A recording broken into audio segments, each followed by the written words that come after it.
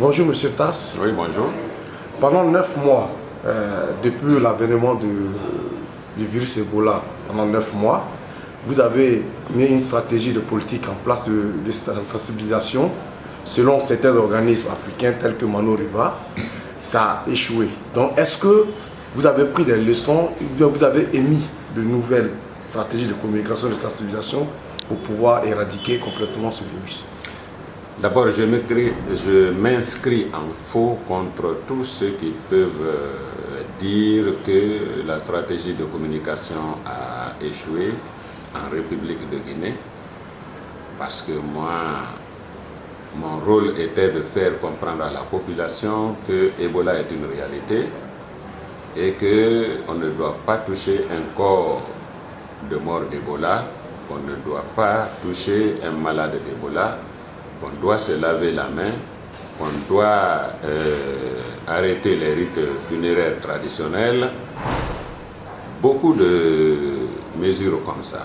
Et aujourd'hui, je sais que de Kouré-Malé à Sansalé, de Yugungun à Yomu, chaque Guinéen connaît ce message à travers les artistes qui ont chanté, les clips vidéo, à travers les sermons dans les mosquées, dans les paroisses, à travers les sensibilisations porte à porte, à travers la mobilisation sociale des ressortissants, des députés, des ministres.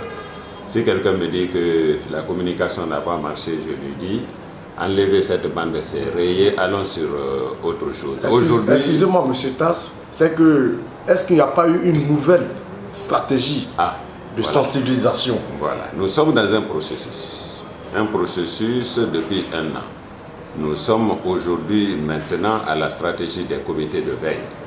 Les comités de veille, ça veut dire quoi? Ça veut dire que le ressortissant du village, que lui-même soit sentinelle sanitaire de son village, que le leader religieux, le représentant des femmes, le représentant des jeunes, mais reconnu par la communauté et installé dans cette communauté, soit la sentinelle sanitaire pour nous sortir les malades cachés, pour nous signaler les cas qui arrivent et pour essayer de barrer la route à cette maladie et couper la chaîne de contamination. Et aujourd'hui, ces comités de veille sont installés à travers tous les pays et nos partenaires nous appuient pour leur financement. Je rappelle qu'ils sont payés, chaque membre du comité de veille, ils sont au nombre de 7 dans chaque localité, ils sont payés 400 000 francs par mois au niveau des villages et 500 000 francs par mois au niveau de la capitale. Jusqu'au 30 avril, le contrat s'arrête le 30 avril. Donc ces comités de veille sont en marche aujourd'hui et c'est eux qui nous aident parce qu'à la minute où je parle, ça veut dire à cette date du 18 février 2015, je peux dire que l'épidémie est en forte régression parce que depuis 4 jours, on n'a pas atteint le nombre de 5 cas d'Ebola sur toute l'étendue de la République de Guinée. Soit on est à 3, hier on était à 2, aujourd'hui c'est 2, donc ça veut dire que ça a chuté dans les centres de traitement. On a aujourd'hui dans tous les centres de traitement du pays 33 patients.